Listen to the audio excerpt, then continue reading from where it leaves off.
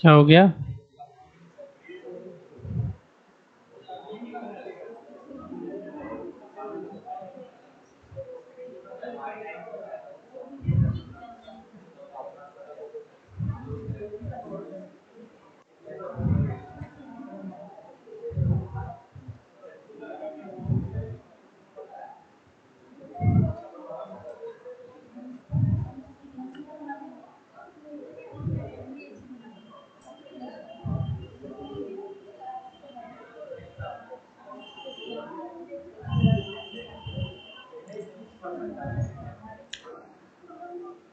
कहाँ तक पढ़ लिए थे जी? सीट पढ़ रहे थे ना? अच्छा, सीट पढ़ना है ना? एम्ब्रियो पढ़ चुका था हमने, अब सीड के बारे में पढ़ना है ना? तो सीड को बनाने वाला जो है ओव्यूल है ना? हम लोग देखते हैं कि ओव्यूल का कौन सा पार्ट सीड के कौन से पार्ट में बदल गया, समझ रहे हो? क्योंकि ओव्यूल सीड बदलता है और ओवरी फ्रूट में बदलता है। तो लिख लेते हैं हम लोग एक हेडिंग छोटा सा,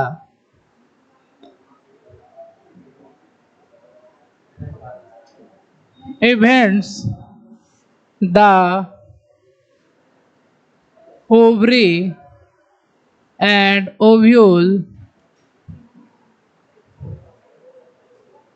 convert into fruit and seed।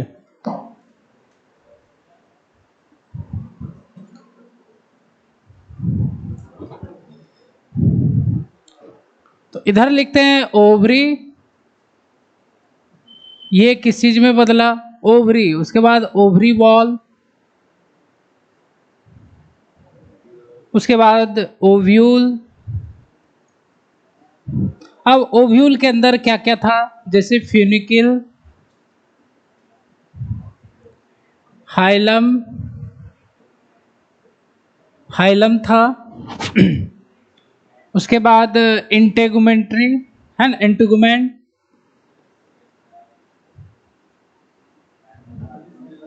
एक आउटर और एक इनर। उसके बाद न्यूसेलस, न्यूसेलस के बाद माइक्रोपाइल है ना, चलाजा वगैरह तो था ही है ना। उसके बाद सिनर्जी, ये इम्ब्रियो सैक के अंदर चले गए ना, इम्ब्रियो सैक के अंदर, जो कि ओव्यूल के अंदर था। इम्ब्रियो सैक में synergid, synergid, egg cell, central cell, antipodal cell है ना। तो अब देखिए ये किस में चेंज हो गए। तो सबसे पहले ओवरी जो होता है वो किस में चेंज हो जाता है? फ्रूट में। किस में बदल जाता है? फ्रूट में। ओवरी का वॉल फ्रूट का वॉल में बदल जाता है, और फ्रूट का जो वॉल होता है उसको कहा जाता है पेरिकार्प। क्या बोलता है? जो छिलका होता है ना उसको बोलते हैं पेरिकार्प। तो ओवरी का वॉल किस में बदल जाएगा? पेरिकार्प। ओव्यूल किस में बदल जाएगा? सीड में। ओव्यूल का फ्यूनिकिल जो है वह बदल जाता है सीड के स्टॉक में। स्टॉक मतलब समझते हैं? डंठल। जैसे सीड होता है उसका डंठल, बीज का डंठल देखो छोटा सा होता है ना।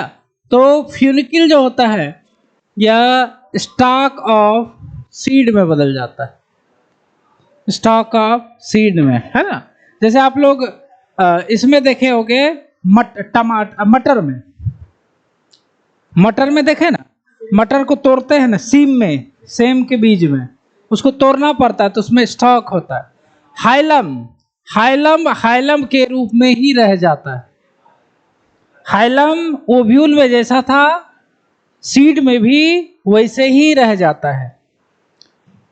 उसके बाद आउटर इंटुगमेंट या क्या बनाता है? सीड कोट बनाता है। इनर इंटुगमेंट भी सीड कोट बनाता है। आउटर इंटुगमेंट सीड कोट का बाहरी लेयर बनाता है जिसको कहा जाता है टेस्टा। क्या बोलते हैं? ये हुआ आउटर सीड कोट। और इनर इंटीग्यूमेंट बदल जाता है टेगमेन। किसमें? टेगमेन। ये होता है इनर सीड कोट। उसके बाद न्यूसेलस, ये बहुत पूछा जाता है। न्यूसेलस चेंज हो जाता है या चेंज हो जाता है, इसको बोला जाता है पेरिस्पर्म। मतलब कि अगर ओव्यूल के अंदर न्यूसेलस है और अगर वह सीड के अंदर भी रह जाता है तो इसको कहा जाता है पेरिस्पर्म। कई बार पूछा गया नीट के एग्जाम में, है ना।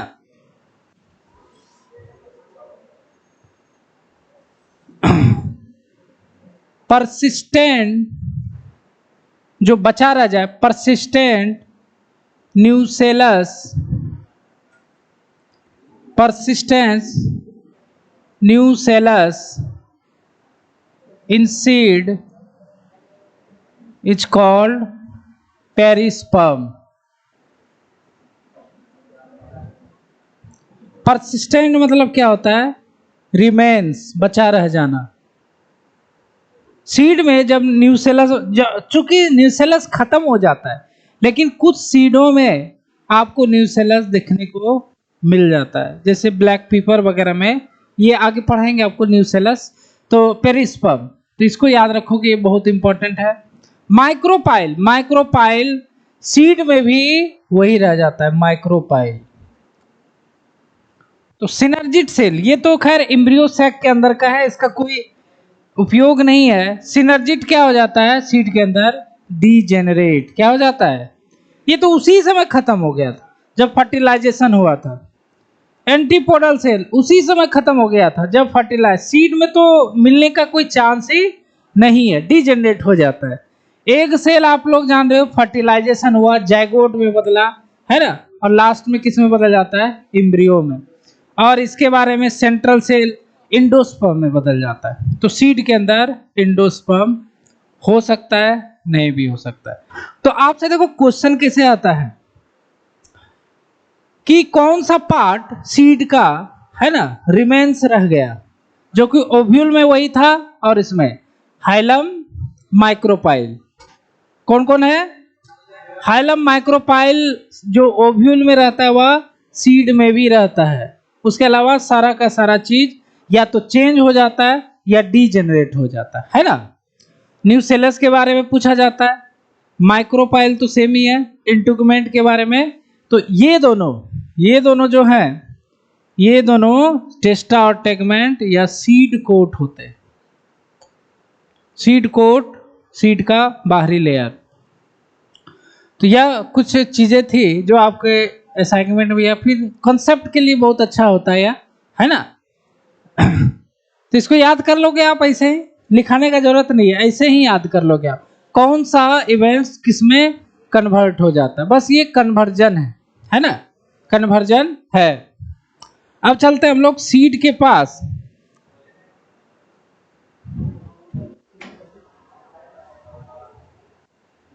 सीड, सीड को क्या बोलते हैं?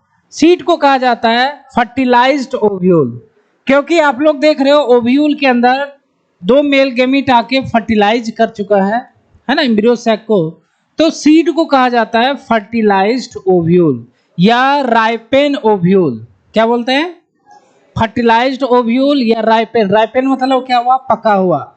उसके बाद अगर फ्रूट को देखा जाए तो फ्रूट को कहा जाता है फर्टिलाइज्ड ओवरी। क्या बोलते हैं? या राइपेंड ओवरी। पका हुआ ओवरी को फ्रूट, पका हुआ ओव्यूल को सीड कहते हैं। तो एक लाइन लिखेंगे, fertilized ovule is seed. Fertilized बोलिए या राइपेंड बोलिए, फर्टिलाइज ओव्यूल कहा जाता है ना। अब स्ट्रक्चर ऑफ सीड,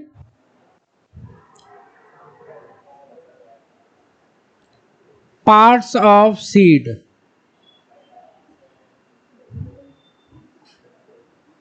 तो सीड का अगर पार्ट्स हम लोग देखें तो सीड का 3 पार्ट्स होता है। Seed have 3 parts.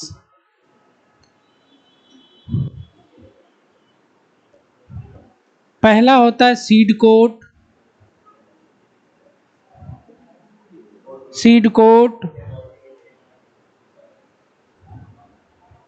दूसरा होता है सीड के अंदर सीड कोट होता है, ये लेयर होता है। सीड के अंदर दो चीजें होती है, एम्ब्रियो, एम्ब्रियो है ना, और कॉटिलिडन, यही तीन चीजें होती है। कभी कभी इंडोस्पर्म हो भी सकता है और नहीं भी हो सकता है। सीड कोट क्या है? Outer covering of seed, it is outer covering of seed. ठीक है। सीड कोट जनरली दो लेयर का होता है।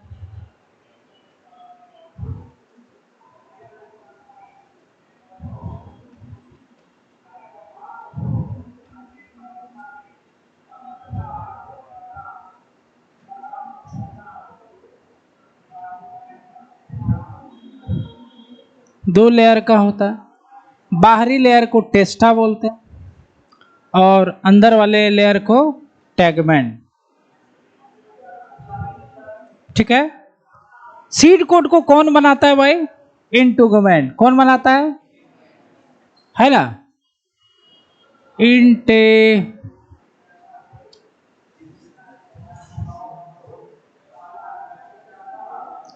Integument convert into seed. ठीक है। टेस्टा यह जो होता है, यह आउटर होता है, आउटर लेयर होता है, थिक होता है और लिदरी होता है, लेदर टाइप का ये होता है ना, हार्ड होता है। It is outer thick hard है ना, एंड लीदरी, लीदर जैसा, लीडली लेयर है ना। इसको कौन बनाता है? Outer integument. Outer integument convert into testa. ठीक है। उसके बाद टैगमेंट जो होता है इनर होता है, सॉफ्ट होता है, मेम्ब्रेनस होता है ना। It is inner thin soft and membranes हाँ, मेम्ब्रेन जैसा, जस्ट लाइक उबाला हुआ अंडा में जो निकलता है, कई बार बता चुके हैं, उबले हुए अंडे में मेम्ब्रेन निकलता है, शॉर्ट मेम्ब्रेनस लेयर। इसको बना रहा है भाई इनर इंटेगुमेंट।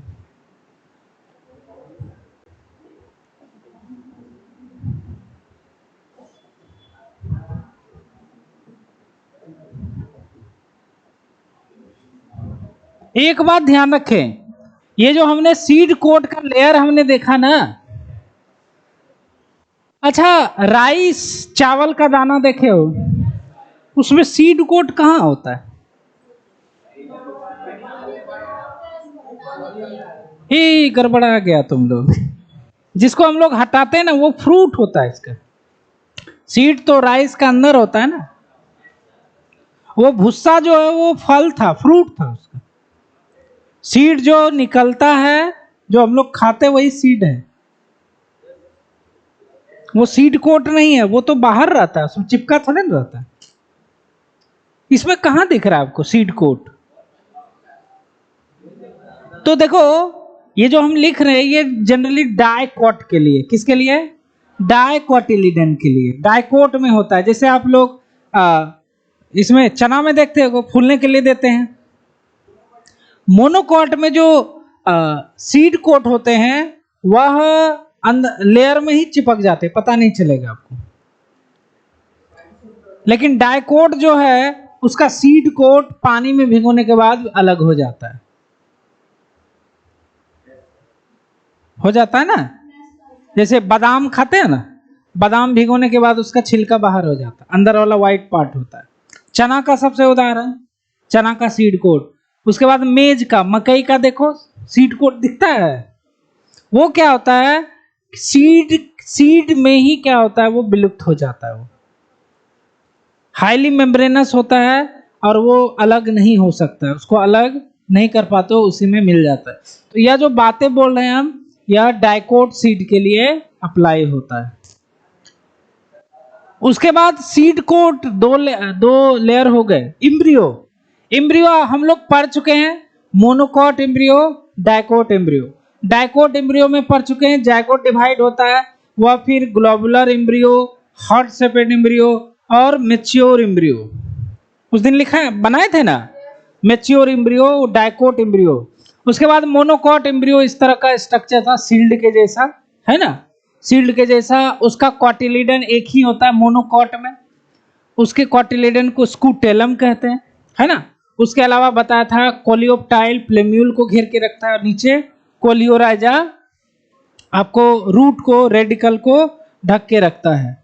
तो इम्ब्रियो जो होता है, डाइकोट मोनोकॉट दोनों प्लांट में होते हैं। इम्ब्रियो में जो प्लेम्यूल होता है वह सूट में बदल जाता है, बाहरी रूट के ऊपर वो जो दिख रहा है स्टेम लीफ, वो क्या होता है, सूट होता है। और जो रेडिकल होता है वो डेवलप हो जाता है रूट में। सबसे पहली बात, जो सीड प्लांट होते हैं, जो सीडेड प्लांट होते हैं, वो सभी एंजियोस्पर्म और जिम्नोस्पर्म होते हैं। किसमें होते हैं? तो सीड जो होता है वह स्पर्मेटोफाइटा में होता है। स्पर्मेटोफाइटा में जिम्नोस्पर्म और एंजियोस्पर्म दोनों होते हैं। तो सीड क्या होता है? सीड फाउंड इन स्पर्मेटोफाइटा, इसमें आ जाएंगे एंजियोस्पर्म एंड जिम्नोस्पर्म।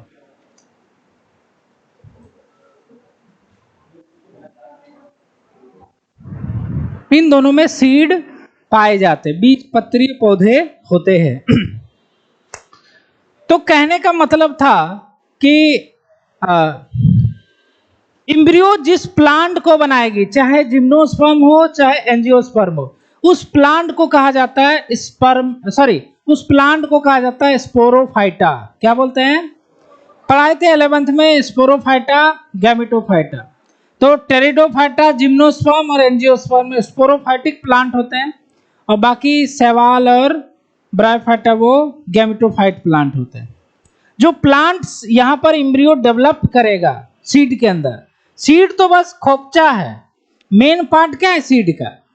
सबसे इंपॉर्टेंट पार्ट सीड का ये। अगर इम्ब्रियो डेड कर गया सीड के अंदर तो सीड जर्मिनेशन नहीं होगा, पौधा नहीं निकलेगा।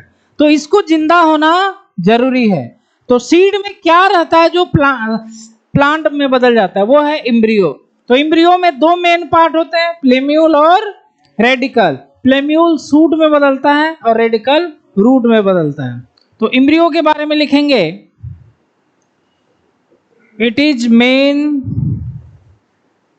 Part of seed, main part of seed, embryo having plumule ये क्या होता है? इट डेवलप्स इनटू सूट, और रेडिकल जो होता है, क्या बोले? प्लेम्यूल ही सूट में बदल जाता है। ठीक है, सूट मतलब लीफ स्टेम।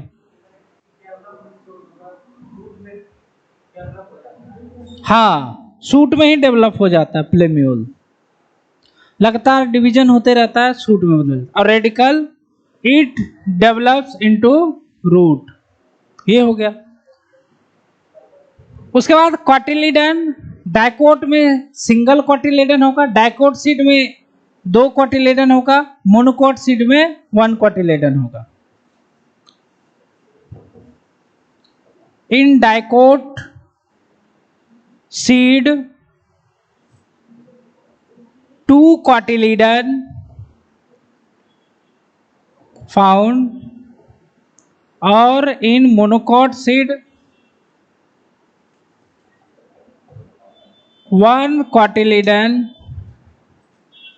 फाउंड, है ना, 1 क्वार्टर। अच्छा, क्वार्टिलिडन में क्या होता है?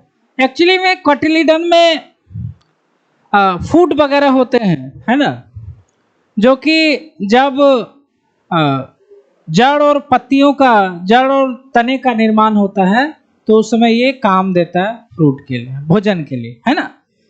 बात को समझ रहे हो? जब बीज अंकुरन होती हैं तो उस समय ये थोड़ा बहुत भोजन प्रोवाइड करता है, न्यूट्रिशन। बाद में ये खत्म हो जाता है, कॉटिलिडन क्या होता है, खत्म हो जाता है। ठीक है, अभी आपको समझ में आ जाएगा इसके बारे में। तो हम लोग क्यों ना फिगर बनाए,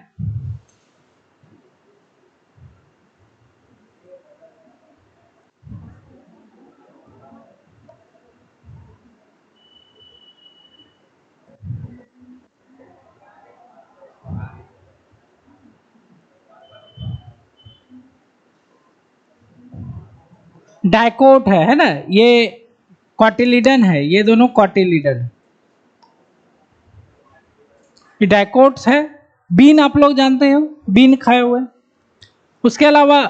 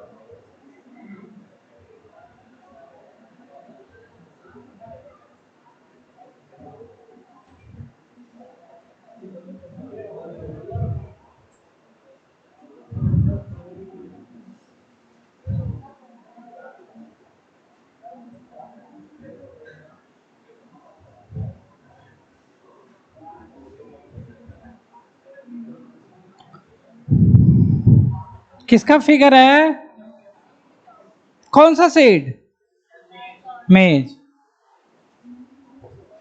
मेज का फिगर है ना। मेज को अगर, ये कैसा है सीड, मोनोकॉट, कैसा होता है, मोनोकॉट्स होते हैं। यहां पर अगर इसके मेज को देखोगे तो यह जो पार्ट है ना, चूंकि इसको कवर करके रखता है, ये इसका सीड कोट हो जाता है। ये क्या है इसका, सॉरी देखो ध्यान से, मेज मोनोकॉट है ना, तो इसमें सीड कोट नहीं दिखेगा, मेज में सीड कोट नहीं दिखेगा, मोनोकॉट। सीड कोट किस में दिखता है, डाइकोट। चलो इसको हम लोग थोड़ा सा हम लोग देख लेंगे तो ज्यादा अच्छा है। अलेबुन में चलते हैं, फिर आपको पुरानी यादें ताजा होंगी अलेबुंद की।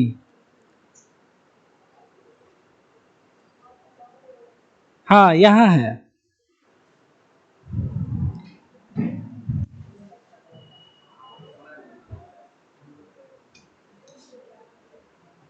ये देखिए,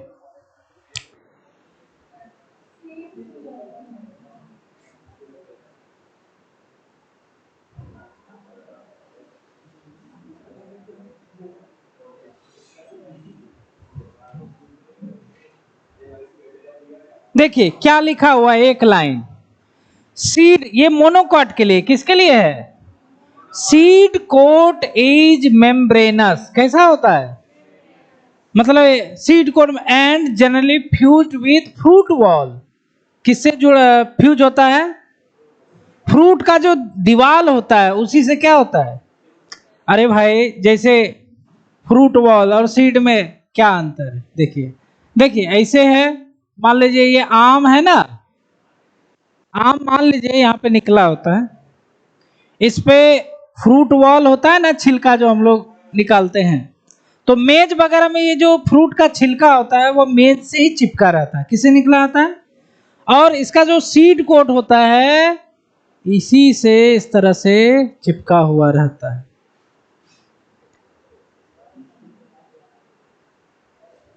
फ्रूट का जो वॉल होता है उसी से चिपका हुआ रहता है, फ्रूट का दीवार से। फ्रूट के अंदर क्या होता है, सीड होता है ना, तो सीड के बाहर क्या होगा, फ्रूट का कवर होगा, क्या होगा, फ्रूट का कवर होगा, तो उसी में यह चिपका हुआ रहता है। यहां पर जैसे देखिए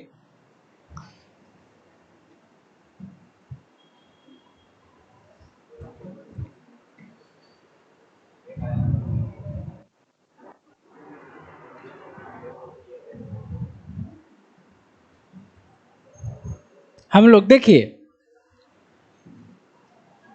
ये सीड है ना भाई, कोई दिक्कत, और ये है, ये इसको कहते हैं पेरिकार्प। पेरिकार्प अभी लिखा है, पेरिकार्प क्या करते हैं, फ्रूट वॉल को। पेरिकार्प किसको बोलते हैं,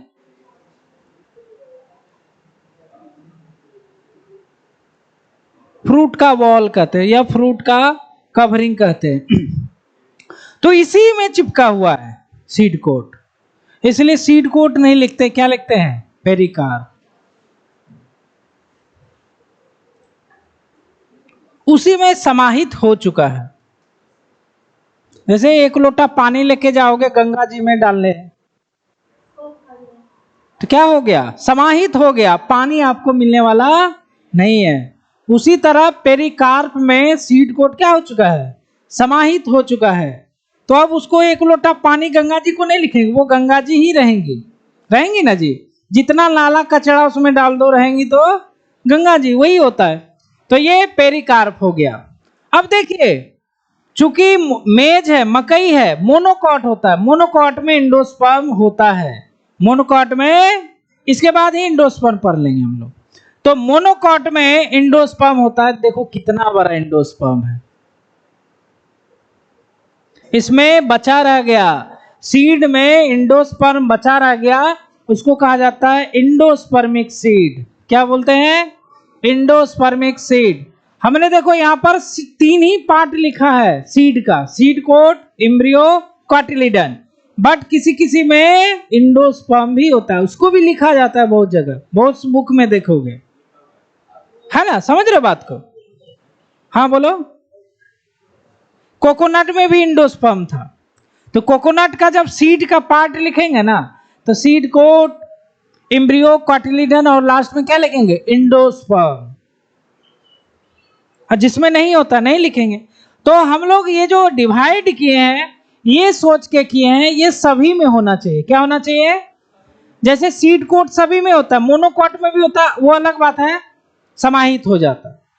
एम्ब्रियो सब में होगा और कॉटिलिडन सब में होगा, इंडोस्पर्म सब में नहीं होता, इसलिए नहीं लिखा। मेरा बात समझ रहे हो। तो यहां पर ये इंडोस्पर्म। अब देखो मेज में एक बड़ा ही रहस्यमयी चीज होता है, ये वाला लेयर। इंडोस्पर्म क्या होता है, चारों तरफ यह विशेष प्रकार के प्रोटीनियस लेयर से घिर जाता है, जिसको कहा जाता है एल्यूरोन लेयर। या इंडोस्पर्म ही होता है लेकिन चेंज हो जाता है। तो ध्यान देना, इसके बारे में बहुत क्वेश्चन आए हुए हैं आज तक। एल्यूरोन लेयर या प्रोटीन का बना होता है, क्या होता है, प्रोटीनियस। कैसा होता है, और चूंकि इंडोस्पर्म ट्रिप्लॉइड कैसा होता है, तो एल्यूरोन लेयर भी ट्रिप्लॉइड होता है। तो ये बहुत इंपॉर्टेंट है एल्यूरोन लेयर। या एल्यूरोन लेयर जो होता है कुछ ही सीड में होता है, जो इंडोस्पर्म ही बनाता है इसको। तो पूछा जाता है नीट के एग्जाम में, aleurone layer found in some seeds, है ना, तो इसका पूछता है प्लॉइडी क्या होता है, हैप्लॉइड, डिप्लॉइड, ट्रिप्लॉइड। उसके बाद ये कैसा होता है? प्रोटीनियस, लिपिड या कार्बोहाइड्रेट नहीं होता है ना। और जैसे हम लोग मकई खाते हैं तो मकई मकई प्रोटीन का एक अच्छा सोर्स हो गया किसी एलरोन लेयर के कारण। ठीक है, अब ये क्या है? ये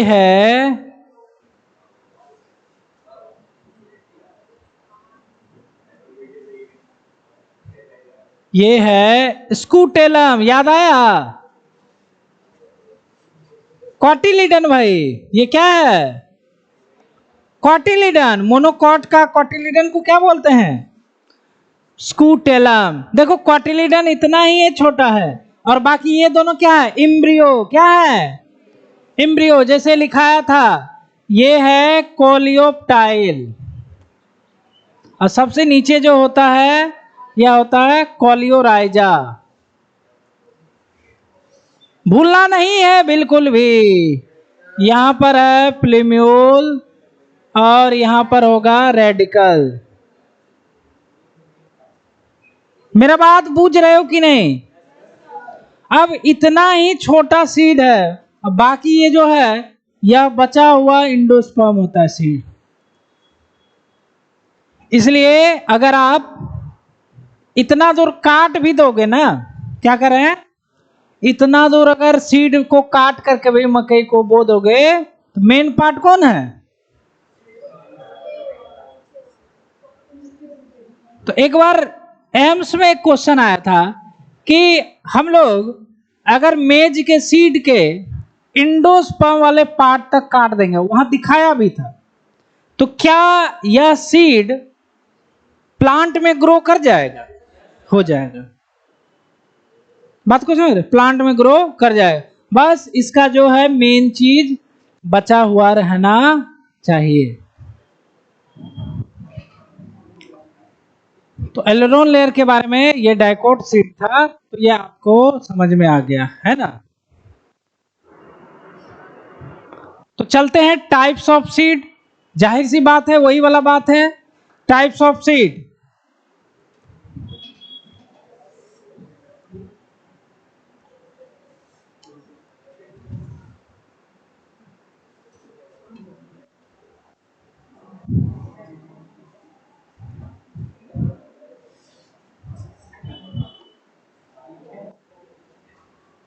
टाइप्स ऑफ सीड।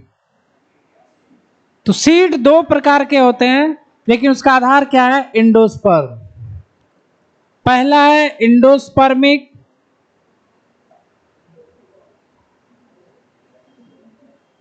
सीड, या इसी को क्या जाता है? Albuminous seed. दोनों में से कोई भी आ सकता है। और दूसरा जो होता है non endospermic seed.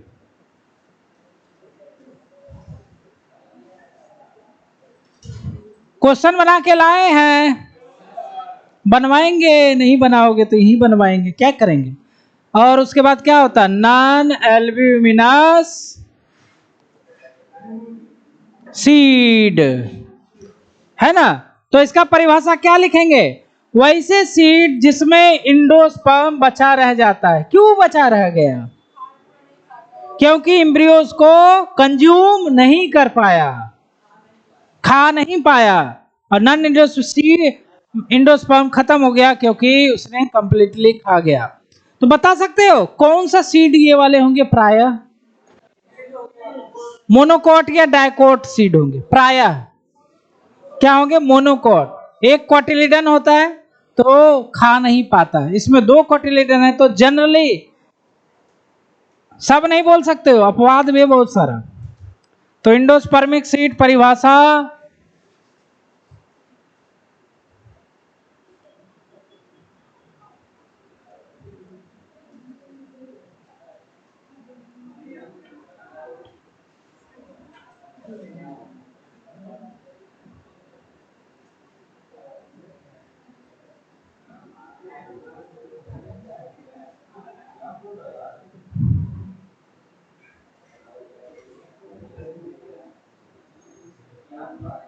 means endosperm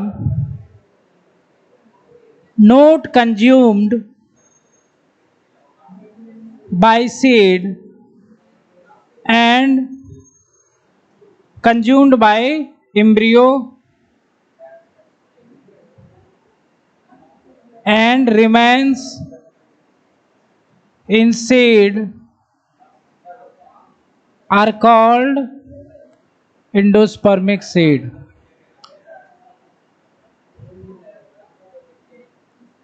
या एल्ब्यूमिनस सीड।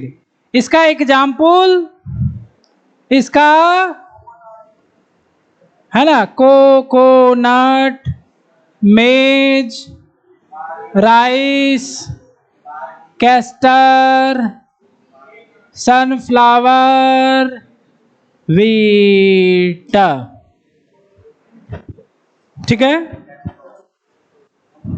इसका भी वही है।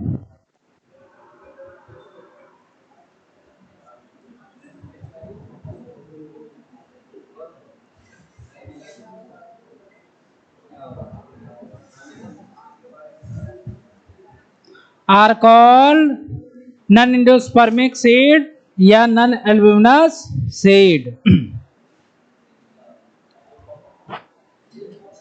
इसका example pea, bean, groundnut और भी इट इज। हाँ, इतने एग्जाम्पल आता है ये नीट में, है ना, इतना ही आता है। एप्पल, एप्पल में देखना पड़ेगा, जो है इसी में देखिए, इससे बाहर आता ही नहीं है, इसलिए हम लोग रिसर्च वगैरह भी नहीं करते हैं। इसमें देख लिया उसमें अनार में देखा जाएगा, देखना पड़ेगा, जरूरत ही नहीं पड़ता रिसर्च करने का, इसमें है, इसमें है ना, क्योंकि सब में अपवाद है। ऐसा आप खुल के नहीं बोल सकते हो कि ये मोनोकॉट का एग्जाम्पल होगा, ये डाइकोट का एग्जाम्पल होगा। बहुत सारा एक्सेप्शन है, जैसे सनफ्लावर डाइकोट है फिर भी इसमें एंडोस्पर्म है, कैस्टर डाइकोट है फिर भी इसमें एंडोस्पर्म है।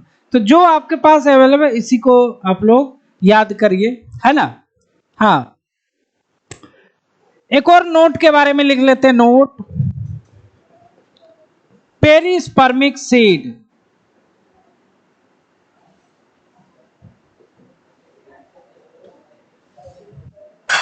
पेरिस्पर्मिक सीड क्या होता है? वैसे सीड जिसमें पेरिस्पर्म होते हैं।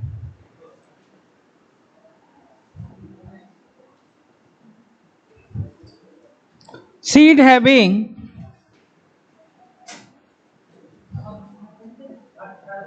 nucellus are called perispermic seed। इसका एग्जाम्पल ब्लैक पेपर देख लेना। हाँ, बीट, चुकंदर, चुकंदर में भी डबल ई होगा।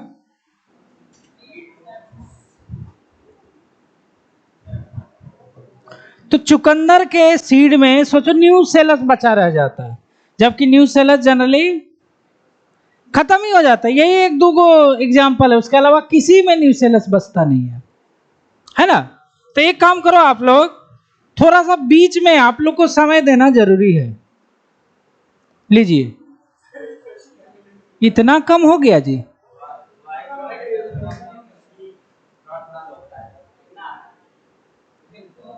हाँ, इसको थोड़ा लिखिए। इसको क्या करना है, थोड़ा लिखो। 5 मिनट ब्रेक देना जरूरी है, नहीं तो माइंड आप लोग का सैचुरेट, मेरा भी हो जाता है।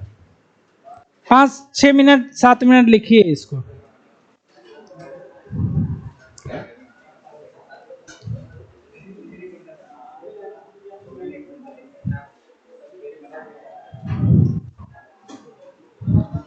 ज्यादा नहीं लिखवाएं, 1-2 पन्ना लिखो बस,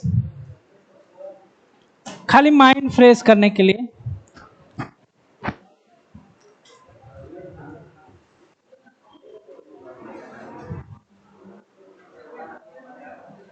ये वाला हो जाएगा ना, ये वाला सबका हो जाएगा, तो इसको टिप देना। हाँ हो गया। इसको जूम कर देते नहीं तो पता नहीं चलेगा।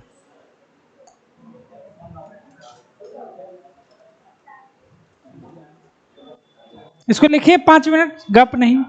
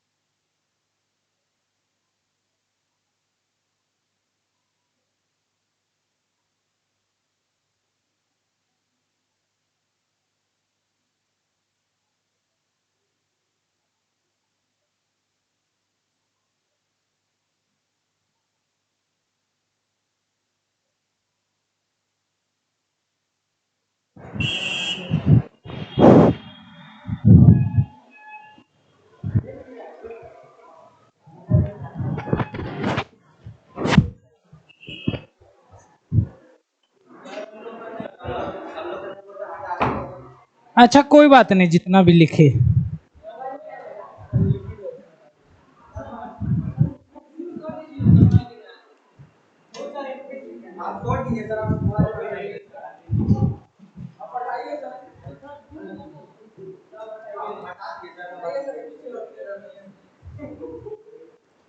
है ना, ये टाइप्स ऑफ सीड था, है ना, टाइप्स ऑफ सीड। अच्छा, इसको इस तरह करने के बाद आपको छोटा आ जाता है ना, इसको बड़ा कर देते हैं ना, वहां पर भी आ जाएगा बड़ा सा।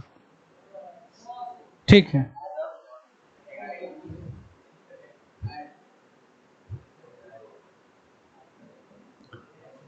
अब चलते हैं सीड जर्मिनेशन। सीड पढ़ लिया इसका स्ट्रक्चर, उसके बाद चलते हैं सीड जर्मिनेट कैसे करता है। सीड जर्मिनेशन मतलब क्या होना, सीड से पौधे का निर्माण होना, समझ रहे हो। हेडिंग डालेंगे सीड जर्मिनेशन।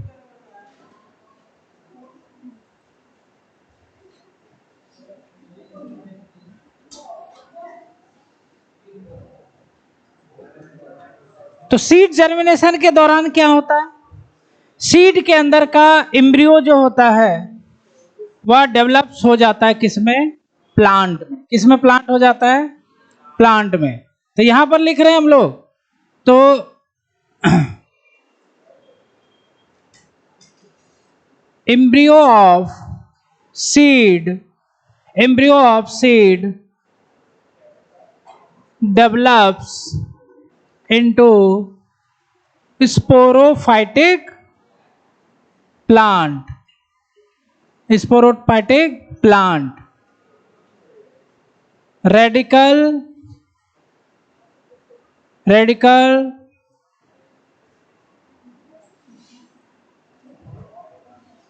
radical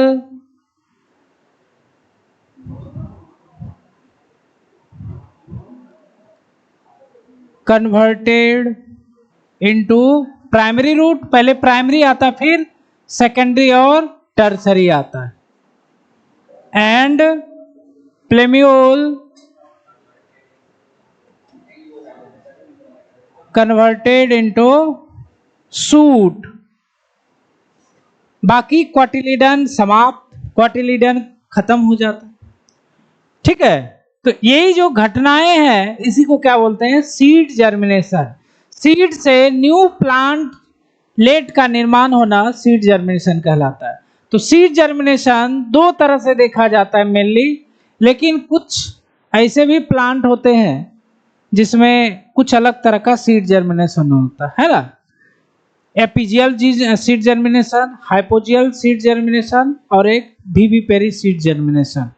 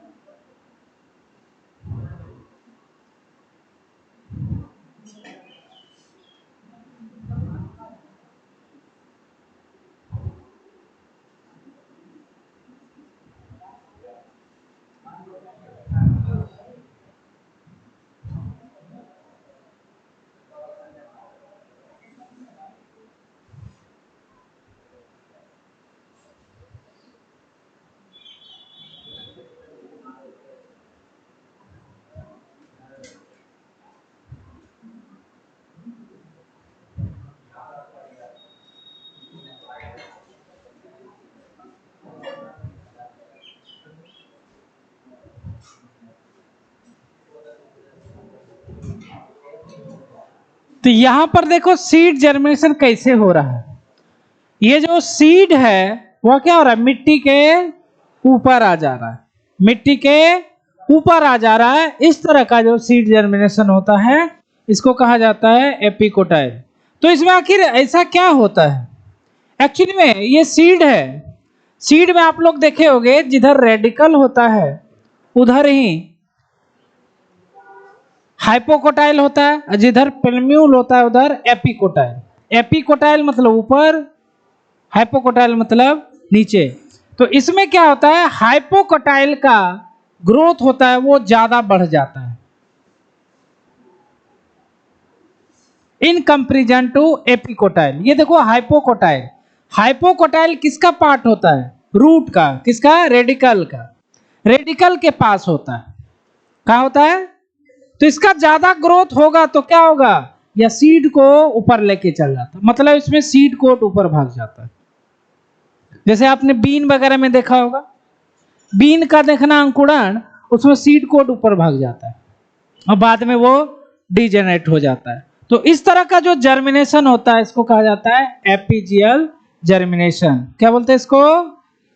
तो इसमें क्या होता है, here due to faster growth of hypocotyle in comparison to epicotyle, the cotyledon push out from soil, मतलब soil से ऊपर आ जाता है।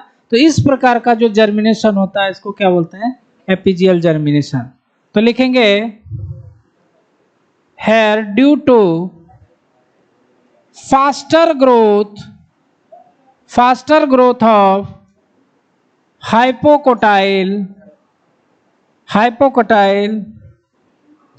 than epicotyle, so cotyledon या seed push out from soil. This is apigeal germination.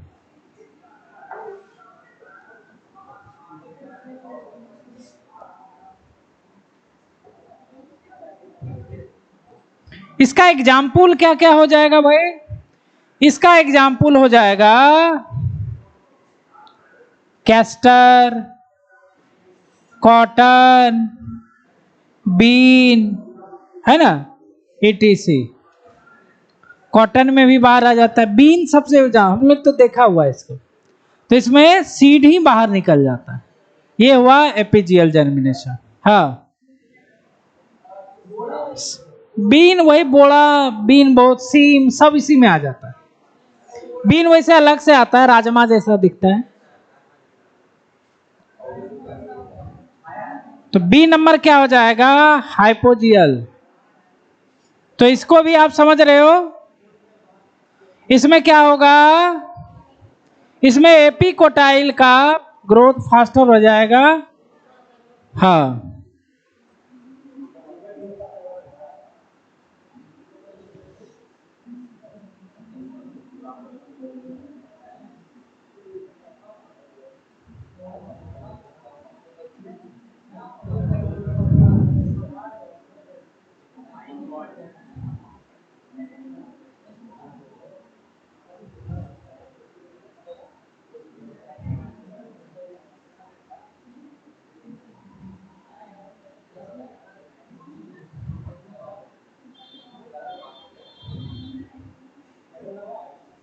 ये है,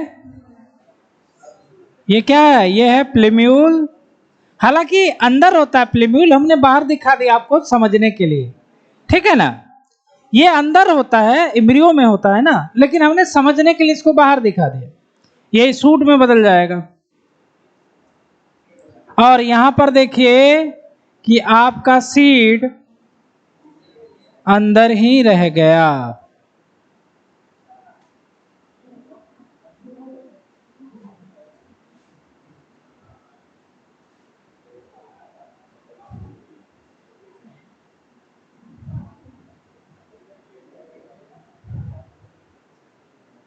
और यहाँ पर रूट का निर्माण हो गया, है ना। तो रिमेन्स ये तो इसका परिभाषा वही लिख देंगे हम लोग, है ना।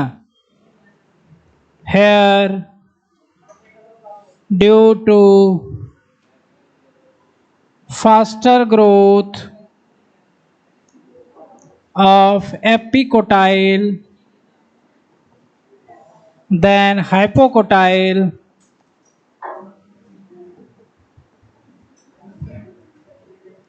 so cotyledon remains in soil, मिट्टी में ही रह जाता है। This is hypogeal germination. Epi मतलब क्या होता है? ऊपर। एपी मतलब सीड ऊपर, हाइपो मतलब नीचे, सीड नीचे। इसका एग्जाम्पल आपका फेवरेट चना, चना हो जाएगा ना। कोकोनट, कोकोनट अंदर ही होता है ना जर्मिनेशन में, बहुत सारा है, देख सकते हो आप। मटर में नीचे ही रहता है, उखाड़ के कभी देखो। चावल में नीचे रहता है, गेहूं में जड़ निकालते हैं तो उसमें निकलता है ना, चावल होता है ना, तो सब नीचे ही रहता है। कोकोनट, मेज, राइस, है ना। हाँ, ग्राम, ग्राम बहुत इंपॉर्टेंट, ग्राम कई बार पूछा गया। चना, ग्राम चना को बोलते हैं। अब इसके बाद एक और विशेष प्रकार का जर्मिनेशन होता है जो कि कुछ ही जीवों में होता है, कुछ ही पौधों में, वह आपको मिलता है मैंग्रोव प्लांट्स में। कहाँ मिलता है? मैंग्रोव प्लांट, जो कि सुंदरवन में मिलते हैं। सुंदरवन देखे हैं? बंगाल में सुंदरवन है, तो वहां पर मैंग्रोव प्लांट होते हैं विशेष प्रकार के।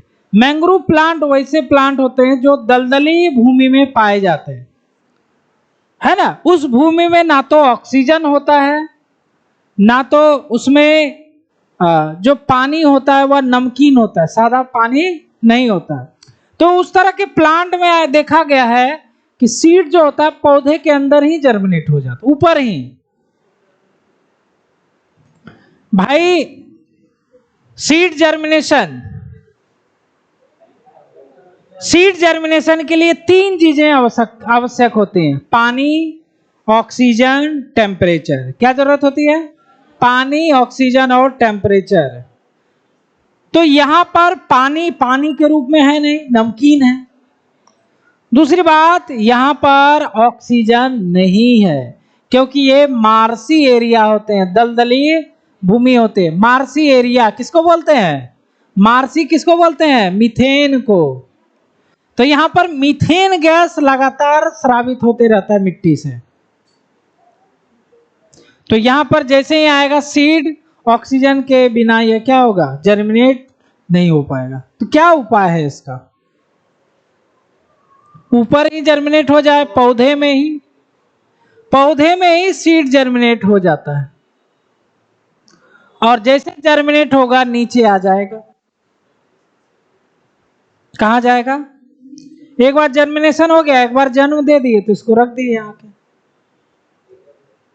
और तो और ये सब जब सीड जर्मिनेट होगा तो इसका जड़ भी ऊपर आ जाता है, क्योंकि जड़ को भी ऑक्सीजन चाहिए। जड़ को क्या चाहिए? ऑक्सीजन, क्योंकि रूट भी रिस्पिरेशन करते हैं, श्वसन करते हैं। तो मिट्टी में ऑक्सीजन होना जरूरी है, लेकिन ऑक्सीजन नहीं है तो रूट क्या करते हैं? मिट्टी के ऊपर चले आते हैं। इस तरह के रूट को कहा जाता है न्यूमेटोफोर रूट्स। न्यूमेटोफोर रूट्स क्यों बाहर आ गए? ऑक्सीजन हवा से ले लेंगे। चलो हम लोग थोड़ा सा एंटरटेनमेंट कर लेते हैं। मैंग्रोव फॉरेस्ट, ये देखिए जड़ कहाँ आ गया है? बाहर आ गया। ये बाहर से ही, हवा से ही ऑक्सीजन ले लेंगे। उसके अलावा हम जो खोज रहे हैं वो जड़ नहीं मिला। ये देखो सब जड़ बाहर आ गया है ना, जितना जड़ है सब बाहर आ गया। सुंदरवन में खाली बंगाल की खाड़ी वही है ना, खाली पानी है। वहाँ के लोग जो रहते हैं वहाँ पर घर भी आपको कच्चा मकान ही मिलेगा, ज्यादातर डमखोला वाला मकान मिलता है, पुल वाला। बाढ़ आ जाता है, हर साल बाढ़ आता है। हालांकि कुछ दिनों से नहीं आ रहा है, लेकिन बाढ़ आया तो भाई वो भी समुद्र का बाढ़ आएगा, नदी उदी का नहीं आएगा और चल जाएगा। वो कितना दिन आएगा नहीं जाएगा।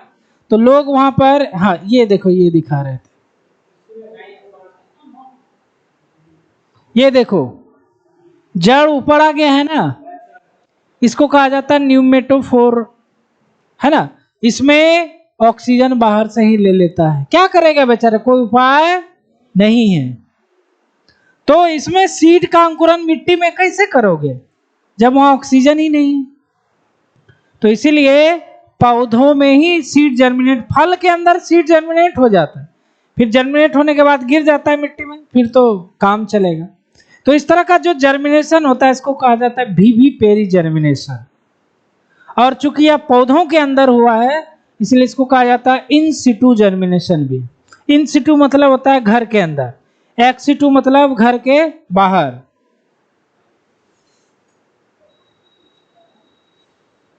है ना, गांव में आपका घर है तो वो इन सिटू हाउस हुआ।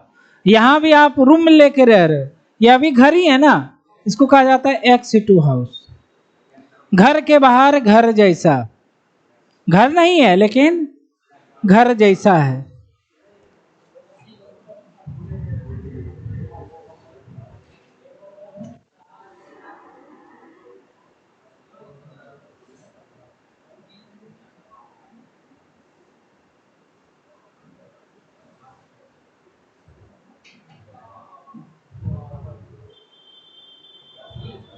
ये देखो, ये जूम हो गया क्या,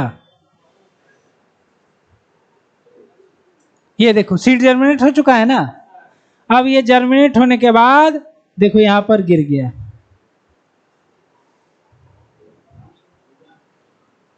सीड कोट और ये प्लांट, फिर धीरे धीरे अपना जड़ बाहर निकाल लेगा। कैसे तो जीना पड़ेगा ना जी, दुनिया में आए जीना पड़ेगा। ये देखिए जर्मिनेशन, और देखो कैसा सीड दिख रहा है, सॉरी सीड नहीं, ये जाके डायरेक्ट गथ जाएगा। भाला समझते हो ना, भाला वैसा ही है।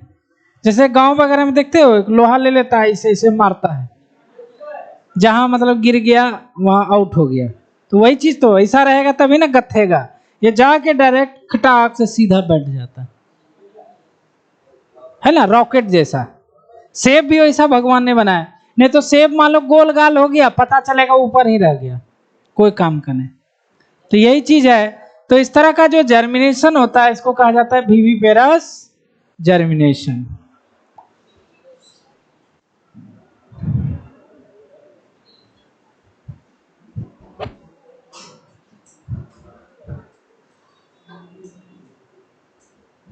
भी पैरी, भी पेरस, भी पैरी मतलब हम लोग भी पैरी है ना, हम लोग माँ के गर्भ में रहते हैं अंदर में, फिर उसका दूध पी के बड़े होते हैं।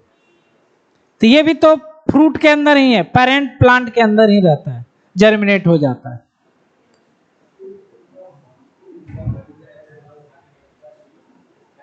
When seed germinates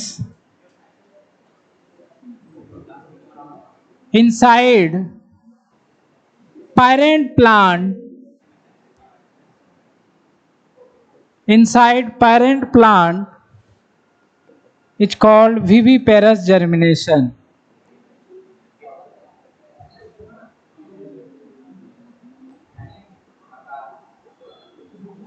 ठीक है, यह कहां पाया जाता है, it is found in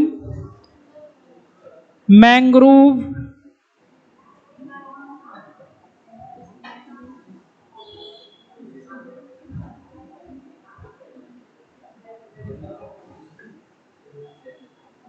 these are mangrove plants, Sundarban में मिलता है ना। उसके अलावा इस तरह का जर्मिनेशन को इन सिटू जर्मिनेशन भी कहा जाता है। इन सिटू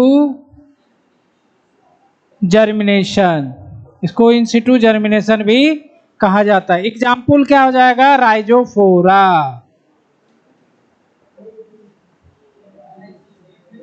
राइजोफोरा सोनेरेसिया, ETC, ये बहुत पूछा जाता है राइजोफोरा।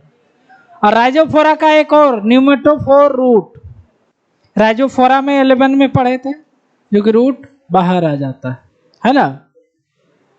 तो इसको बोलते हैं विविपेरस जर्मिनेशन।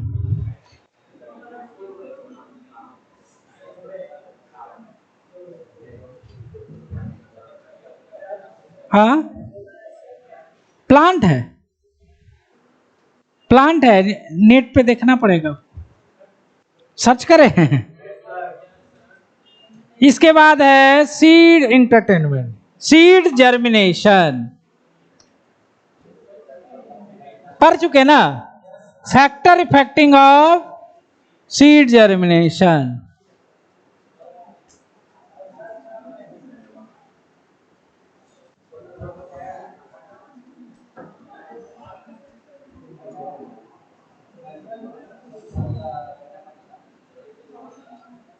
इससे पहले हम लोग पढ़ते हैं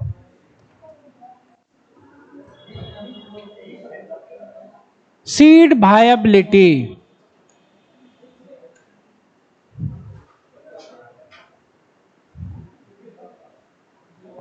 वायबिलिटी मतलब जीवन क्षमता, कितना दिन सीड, एक पोलन ग्रेन पढ़ाए थे, कोई आधा घंटा तो कोई महीनों तक, और जब हम लोग क्रायो प्रिजर्वेशन कर देते तो सालों तक, लिक्विड नाइट्रोजन -196 डिग्री।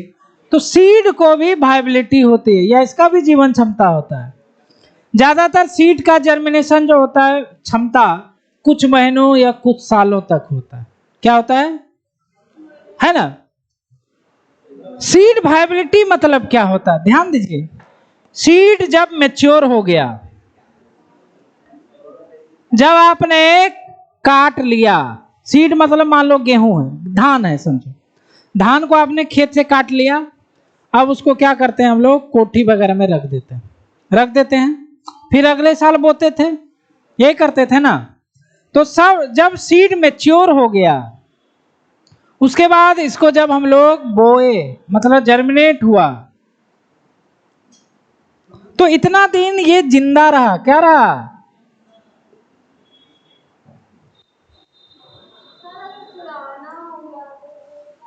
क्या,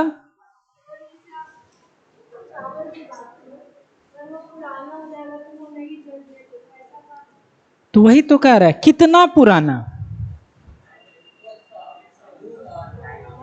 1 साल, मान लो 3 साल का है पुराना, वो जर्मिनेट क्यों नहीं हो रहा है, क्या मर चुका है। मतलब कहने का मतलब है कि सीड का अपना जीवन चक्र, टाइमिंग होता है सब सीड का अलग अलग। कोई 1 साल तक जिंदा रह सकता है, जब तक जिंदा है तब तक ही उसमें पौधा आएगा, मर गया तो पौधा नहीं आया, है ना। तो सीड का वायबिलिटी कुछ मंथ्स या कुछ सालों तक ही होता है, उसके बाद वो मर गया।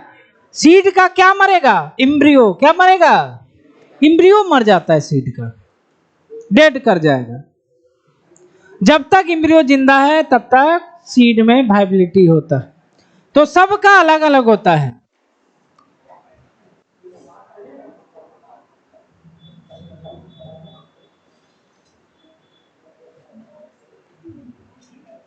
Seeds are viable for months and years, सबका अलग अलग। जैसे धान वगैरह जनरली समझते हैं हम लोग 1 साल, धान गेहूं 1 साल तक, उसके बाद 2 साल बाद तो लगभग नहीं होता। तो सबसे ज्यादा अगर पुराना अगर देखा जाए सीड जर्मिनेशन, है ना, एक ल्यूपिनस एक सीड होता है जिसका 10,000 साल जीवन क्षमता होता है, 10,000 साल तक वो जिंदा ही रह जाता है। उसके बाद डेट पाल्म आपका 2000 साल, कितना, 2000 साल। लोटस, कमल, कमल का सीड 1000 साल तक जिंदा रह सकता है।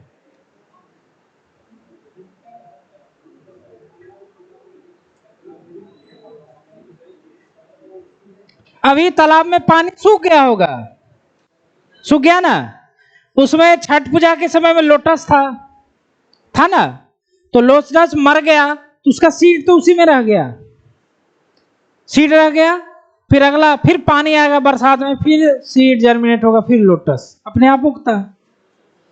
फिर उसको अगर पानी नहीं दिया जाए, 1000 साल तक भी पानी नहीं दोगे तो वो जिंदा रहता है, फिर पानी आएगा, सीड जर्मिनेट हो जाएगा, है ना।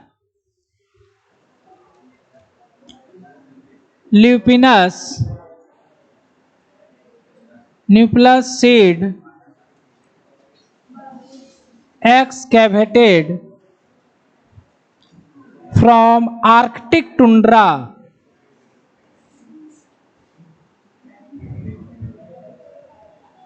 viable up to 10,000 years।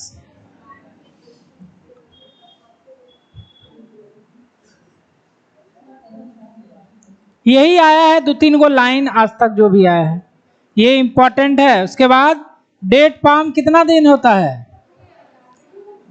2000 साल। खजूर का सीड 2000 साल तक जिंदा रहता है।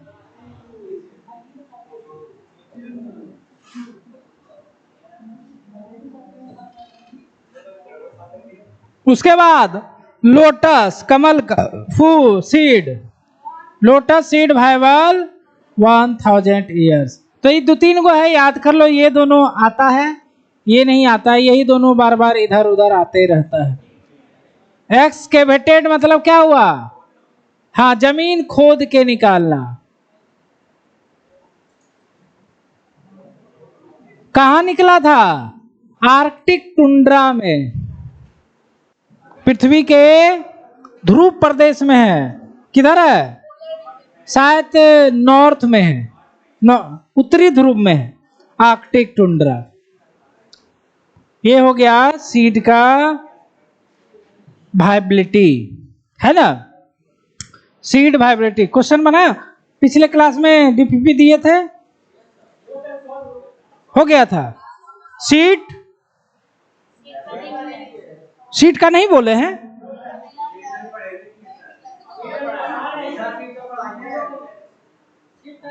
सीड नहीं, सीट, सीट बना के आए हो, असाइनमेंट है ना, उसको निकालना है जरा सा।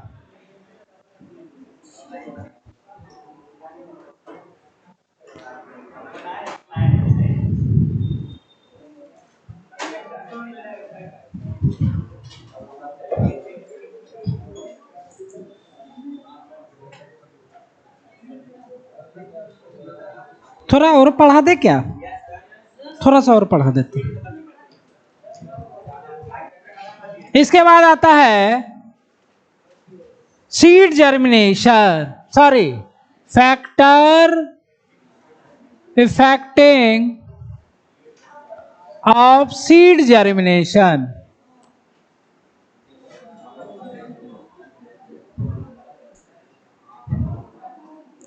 तो इसे कौन कौन प्रभावित करते हैं?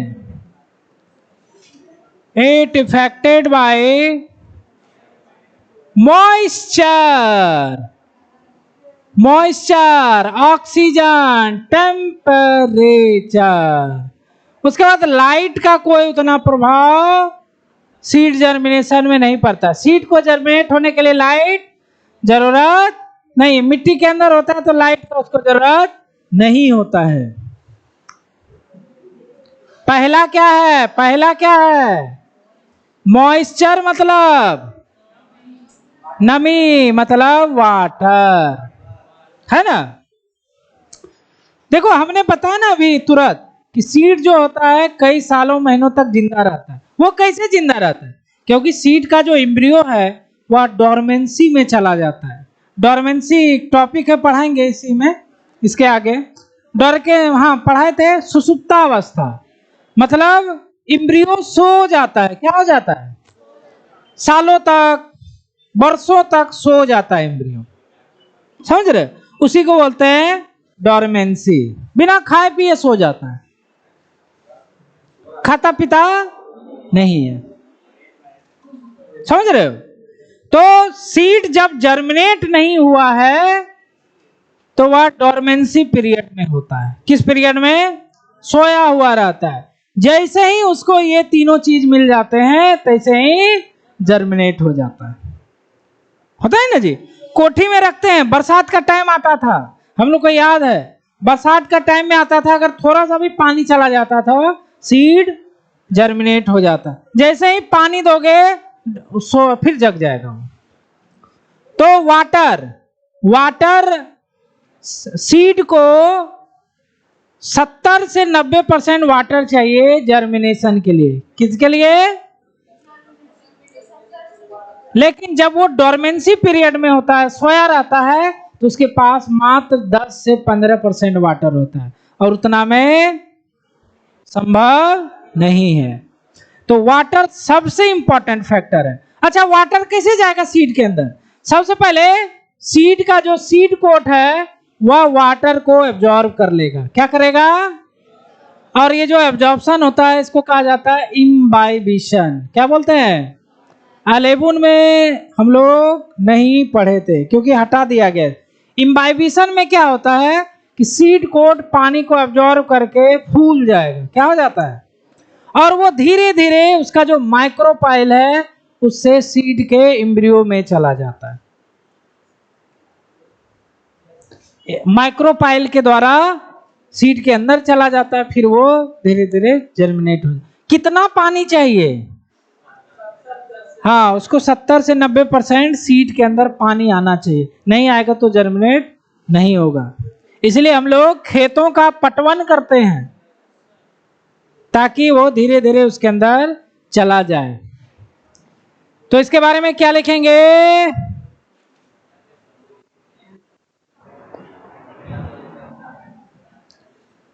It is most important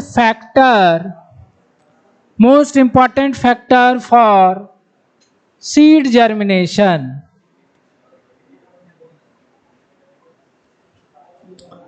During dormancy period, seed have only 10 to 15% water. For seed germination कितना चाहिए? 70 to 90% वाटर रिक्वायर्ड, है ना। Water इंटर्स into seed by through किसके द्वारा? माइक्रोपाइल। किसके द्वारा? माइक्रोपाइल के द्वारा। तो ये हो गया वाटर। उसके बाद दूसरा क्या था? ऑक्सीजन। ऑक्सीजन का क्या जरूरत है? एक्चुअली में देखो, सीड को जर्मिनेट होने के लिए सेल डिवीजन करना पड़ेगा। क्या करना पड़ेगा? तभी तो नया चीज निकलेगा। तो सेल डिवीजन के लिए क्या चाहिए? एनर्जी। एनर्जी कैसे आएगा? Aerobic respiration. और एरोबिक रिस्पिरेशन किससे होता है? ऑक्सीजन से। सीड जर्मिनेशन के लिए एनर्जी रिक्वायर्ड है, और वह एनर्जी फूड के ऑक्सीडेशन से होता है।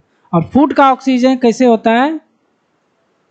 ऑक्सीजन के द्वारा, है ना, रिस्पिरेशन के द्वारा। तो ऑक्सीजन क्या है? There is required energy for seed germination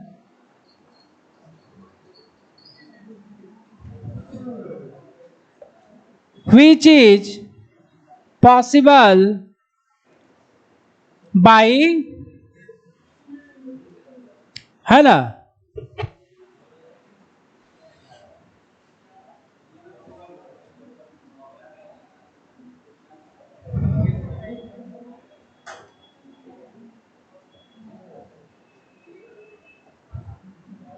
food oxidized by aerobic respiration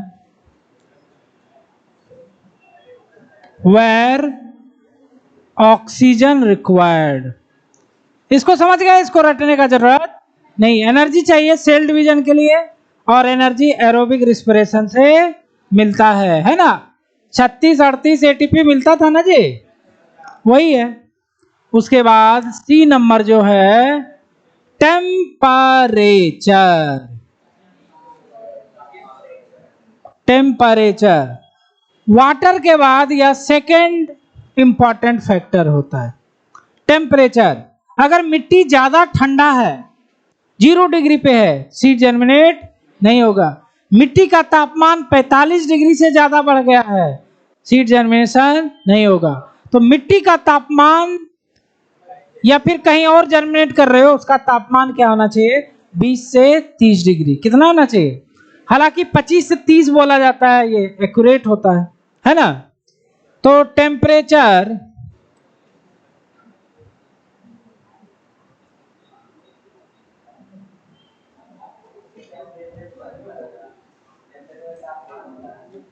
less than 1 degree temperature 0 degree to 5 degree centigrade and above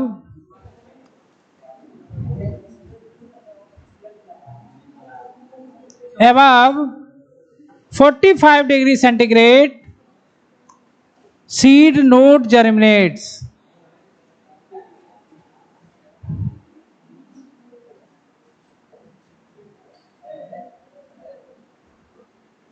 है ना। 5 डिग्री 0 से 5 तक बिल्कुल नहीं, है ना। और 45 से ज्यादा में भी,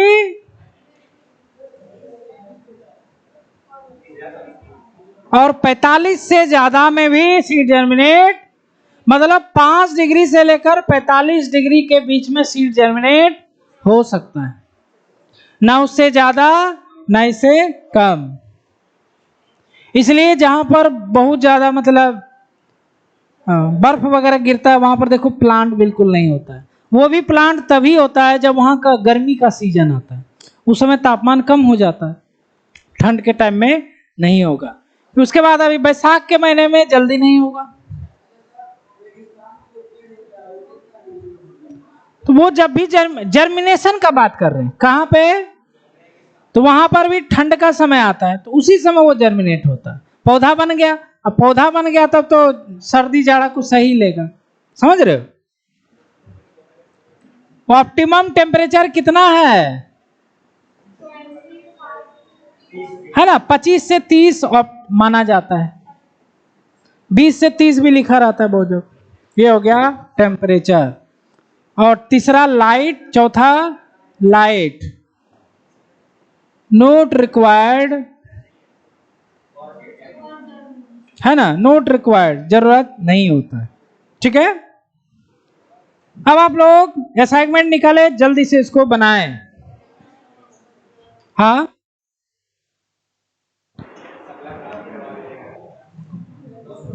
इसको इंड कर देते, इसको इंड कर दिया, सही है।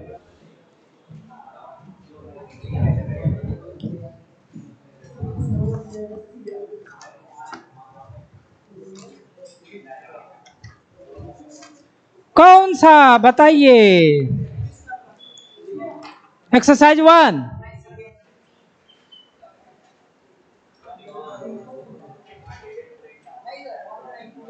2,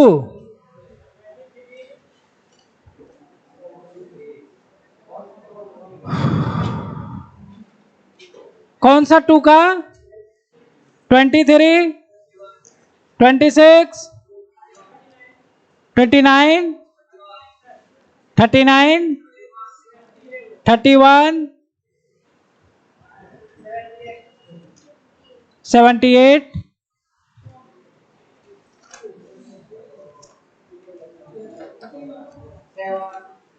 हाँ 61, 78,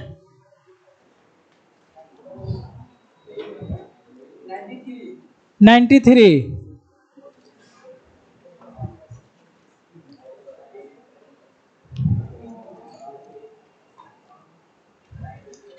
अब इसका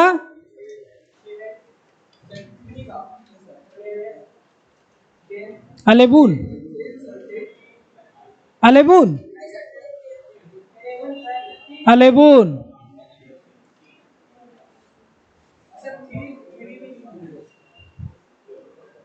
सब लोग बनाया करो, पिछड़ जाओगे फिर। 14,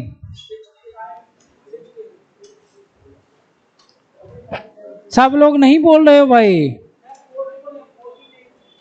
14, अच्छा, सब लोग नहीं बोल रहे, एक ही दो आदमी बोल रहे। हाँ, 45, 67, 53, उसके बाद 51, नहीं देख, अच्छा देख लें। उसके बाद 70,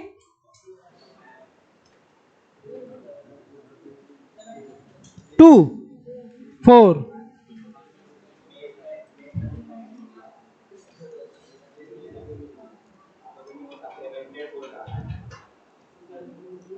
तो 23 नंबर एक्सरसाइज 2 का, insect pollinated flower usually possess brightly coloured pollen in large quantity, मतलब पोलन जो होगा ब्राइट कलर का होगा, पेटल होना चाहिए, फूल होना चाहिए। Dry pollen with smooth surface, dry sticky होना चाहिए ना, sticky pollen and rough surface stigma, ये सही है, यही है। तो पोलन ग्रेन ब्राइट या सेंटेड नहीं होना चाहिए, फूल होना चाहिए। पोलन ग्रेन दिखता नहीं, फूल आपका सेंटेड होना चाहिए, कलरफुल होना चाहिए। 26, पॉलिनेशन इन युक्का लिखा थे ना, परनुवा, प्रोनुवा माउथ, हाँ वो आजा नंबर है 39, 39, ये तो लिखा दिए थे। हाँ तो देखो 39 नंबर क्या है, if nucellus, nucellus of angiosperm contain 24 chromosome. Nucellus कैसा होता है, हैप्लॉइड की डिप्लॉइड है, डिप्लॉइड होता है, क्या होता है, तो डिप्लॉइड होता है। ये बराबर कितना है 24, तो n बराबर 12, n मिल गया। अब पोलन ग्रेन बोल रहा है, पोलन ग्रेन कैसा होता है, हैप्लॉइड, इंडोस्पर्म ट्रिप्लो 3n और एम्ब्रियो डिप्लॉइड, तो n बराबर क्या होगा 12, 3n बराबर 36 और ये 24, तो ये आ जाएगा। तो आपको n बराबर निकाल लेना है, उसके बाद जो दिया हुआ है उसका हैप्लॉइड डिप्लॉइड लिख के उसको गुना कर देना है, आ जाएगा। 31,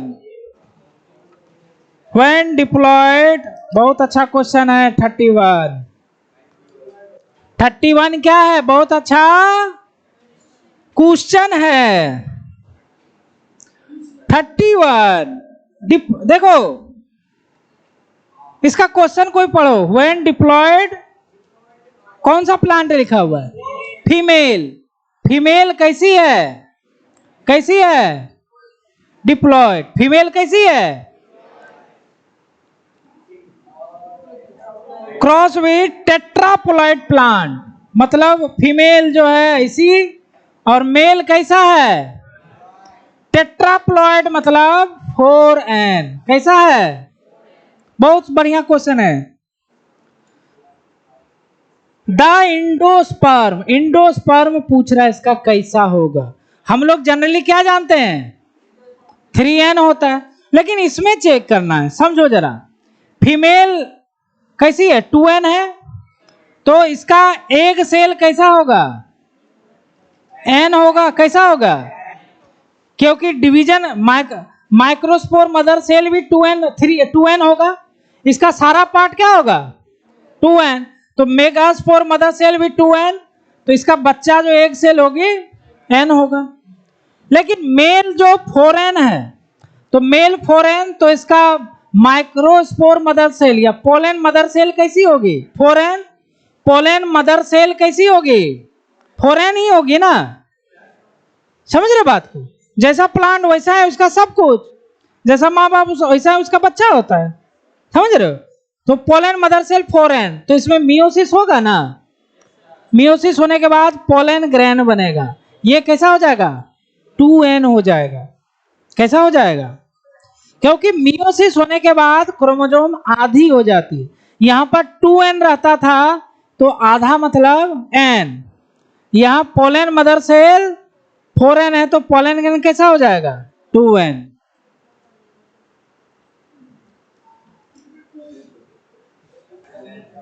कोई दिक्कत, पोलन ग्रेन कैसा हो जाएगा 2n हो जाएगा, डिप्लॉयड हो जाएगा।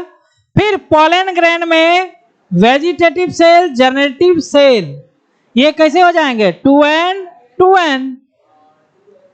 जनरेटिव सेल डिवाइड होगा मेल गैमिट में, किसमें मेल गैमिट में, तो यह कैसा हो जाएगा 2n ही रहेगा, क्योंकि माइटोसिस होता है पोलन ग्रेन में, है ना। तो मेल गैमिट 2n हो गया, हाँ 2 को हो गया, तो दोनों क्या हो जाएगा, दोनों 2n 2n हो जाएगा। तो मेल गैमिट कैसा मिला है 2n डिप्लॉयड, जबकि जनरली जो होता है हैप्लॉयड होता है। लेकिन फीमेल जैसा होना चाहिए वैसे ही है, फीमेल हैप्लॉयड है, एक सेल क्या होगा हैप्लॉयड। उसके बाद इसका है ना, इसका ये सेंट्रल सेल कैसा होगा डिप्लॉयड हो जाएगा, है ना, 2n हो जाएगा, दोनों न्यूक्लियस मिल जाएगा, ठीक है। तो अब क्या कह रहा है क्वेश्चन में, क्या कह रहा है इंडोस्पर्म कैसा होगा। तो इंडोस्पर्म कैसे बनता है, central cell plus male gamete, यही होता है ना। तो सेंट्रल सेल आपका 2n और मेल गैमिट 2n, क्या हो जाएगा 4n हो जाएगा, क्योंकि इसका बाप जो है 4n है ना। तो इसको बहुत ज्यादा इंपॉर्टेंट कर लेना है इसको, ठीक है। तो ये हो जाएगा 31।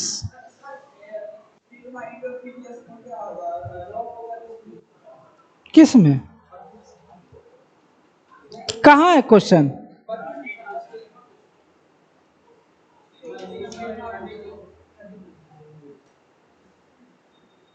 क्या होना चाहिए यहाँ पर, रफ होना चाहिए। रफ मतलब खुरदरा।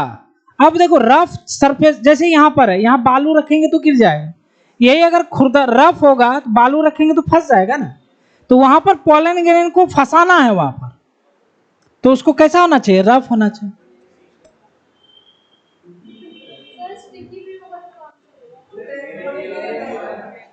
नहीं देखिए सही है इनका कहना भी, ये पोलन ग्रेन स्टिकी है और स्टिग्मा भी स्टिकी है। मान लो चिपक गया एक ही जगह, अब उसको थोड़ा सा होता है ना, स्टिग्मा पे सरफेस होता है, अब मान लो इस सरफेस पे अच्छा रहता है ना, तो चलेगा, लेकिन रफ होता है जनरली, है ना, इस तरह खुरदरा होता है ताकि ये फंस सके। स्टिकी मतलब चिपक गया, एकदम चिपक ही गया, वो सही नहीं होता है। अब देखो दूसरी बात है कि मान लो कोई दूसरा पोलन ग्रेन आ गया, किसी अन्य प्लांट का आ गया, दूसरे जाति का आ गया, तो वो चिपक गया ना आके, तो चिपक के भर देगा, धूल वगैरह या चिपक गया यहाँ पे, तो स्टिग्मा खत्म हो गई ना, तो पोलन ग्रेन जो आना चाहिए वो नहीं आ पाएगा। तो स्टिग्मा को चिपचिपा होना जरूरत, स्टिग्मा स्टिकी नहीं होना चाहिए, चिपचिपा नहीं होना चाहिए, नहीं तो बाहरी पोलन ग्रेन आके क्या होगा चिपक जाएगा।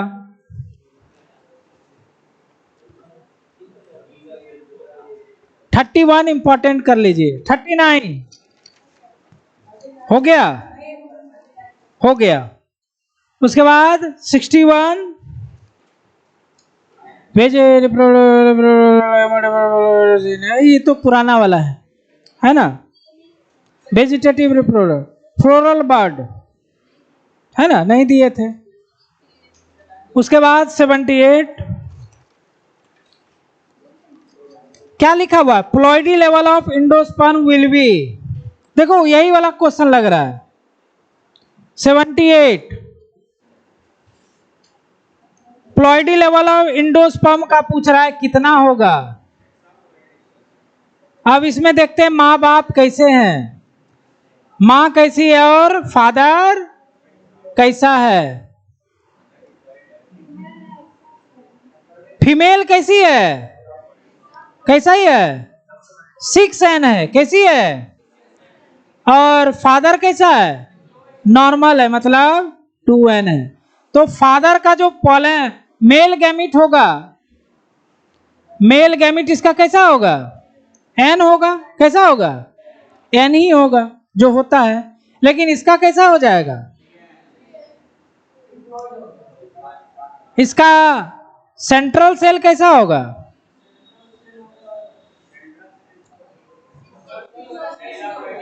हाँ 6N हो जाएगा, है ना, 6N हो जाएगा इसका, क्योंकि मेगास्पोर मदर सेल कैसी होगी, 6N, मेगास्पोर कैसा होगा 3N, है ना, 3N होगा, तो 2 गो न्यूक्लियस होता है तो 6N हो जाएगा।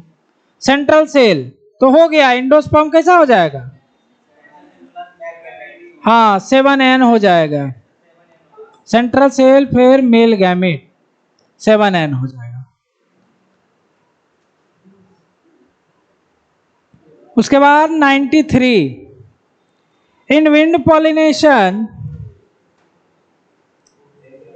pollen reach to right stigma is hit or miss affair so it associate reduction in, किसका मतलब होगा, किसका कमी हो जाएगा विंड पॉलिनेशन में। क्योंकि देखो पॉलन ग्रेन बहुत ज्यादा संख्या में निकलती है, तो पॉलन ग्रेन स्टिग्मा तक पहुंचे कि नहीं पहुंचेगी इसका तो कोई गारंटी नहीं है। वो तो हवा में, हवा कहीं भी, मान लो उधर बहना था उत्तर की तरफ, बह गया दक्षिण तरफ, तो स्टिग्मा रह गई ऐसे ही। तो यहां पर किसका मतलब कि रिडक्शन हो सकता है, पॉलन ग्रेन। ओव्यूल कैसे होगा, ओव्यूल तो फीमेल के पास है,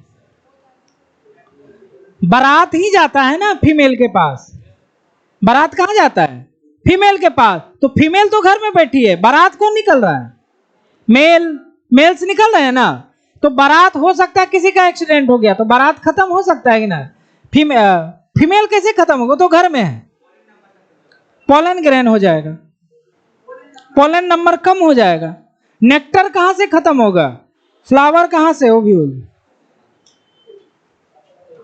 उसके बाद एक्सरसाइज 3 का 3 in which one of the following both autogamy geitonogamy are prevented, autogamy भी नहीं होगा और जिटनोगेमी भी नहीं होगा, वो किसमें होगा, यूनिसेक्सुअल फ्लावर में, किसमें होगा, दोनों किसमें प्रिवेंट होगा, यूनिसेक्सुअल में। 3 नंबर एक्सरसाइज 3 का 3, ऑटोगेमी क्या होता है, एक ही फूल के अंदर में, तो आप यूनिसेक्सुअल प्लांट लोगे इसमें फ्लावर, तो यूनिसेक्सुअल फ्लावर कौन है, पापाया, कौन है, पपाया में ना ऑटोगेमी होता है ना जिटनो, इसको रट भी सकते हो 3 नंबर, ये आता है डायरेक्ट आ जाता है, वहां पर लिख लो ऑटोगेमी जिटनोगेमी यूनिसेक्सुअल में नहीं होते हैं। उसके बाद 7 number what is the fate of male gamete discharge in the synergids, दिए थे, what is the fate of male gamete discharge in the synergids, क्या भविष्य है सिनर्जिड्स में जाने का मेल गैमीट का, क्या है, एक मेल गैमीट कहां चला जाता है, एग के पास, और दूसरा मेल गैमीट सेंट्रल सेल के पास, यही है ना, है इसमें लिखा हुआ। तो 7 के बाद आपका 10, 7 का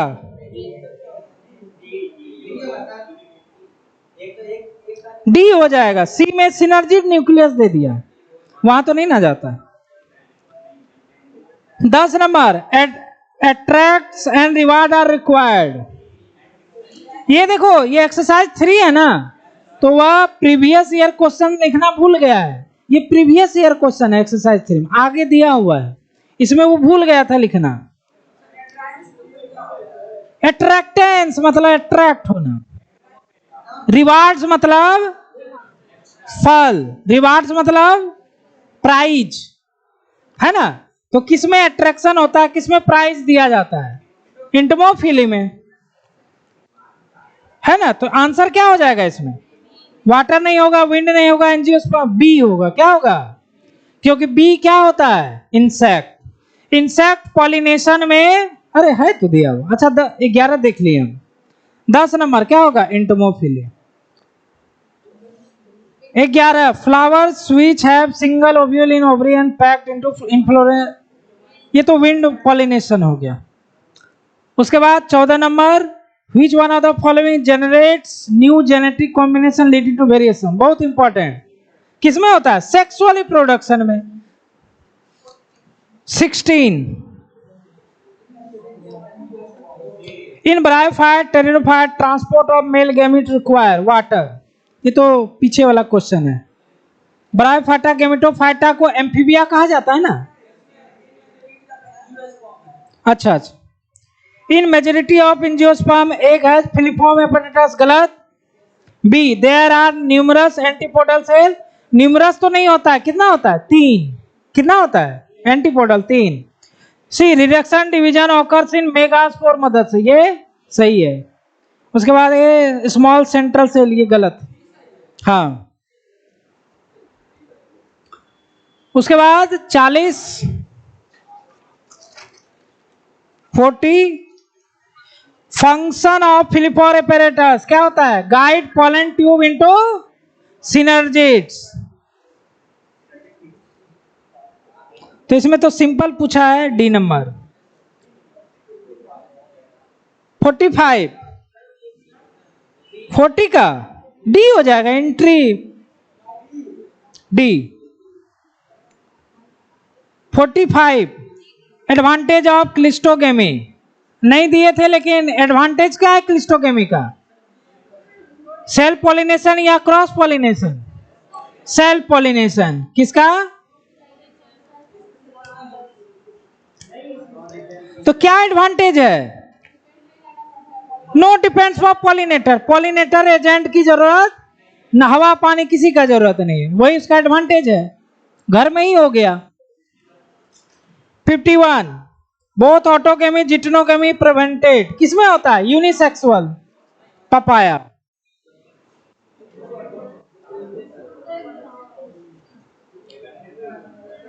52 even in absence of pollination agent seed setting assured in, pollinating agent नहीं है तो सीड सेटिंग मतलब क्या होता है, सीड का बनना, मतलब पॉलिनेशन हो गया है, नहीं दिए थे। लेकिन ये उसी का तो क्वेश्चन है, दिए हैं दिए हैं। किसमें होगा जी, absence of pollinating agent, pollinating agent नहीं है।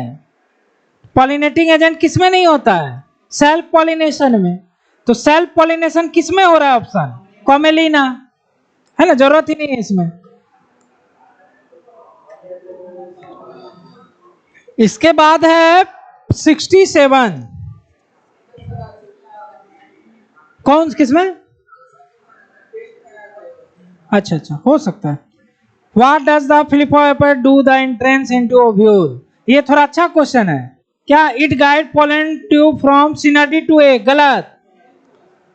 कहां से कहां ले जाता है ये याद रखना है, मेरे घर से आपके घर या मेरे घर से दूसरे के घर, वो बहुत जरूरी है।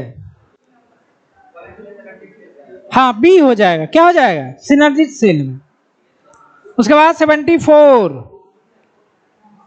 ये तो बता दे, न्यूक्लियाई बोल रहा है, क्या बोल रहा है, इम्ब्रियोसैक इन डाइकोट प्लांट, क्या हो जाएगा 3 2 3, ये होगा, रहने देते हैं आज।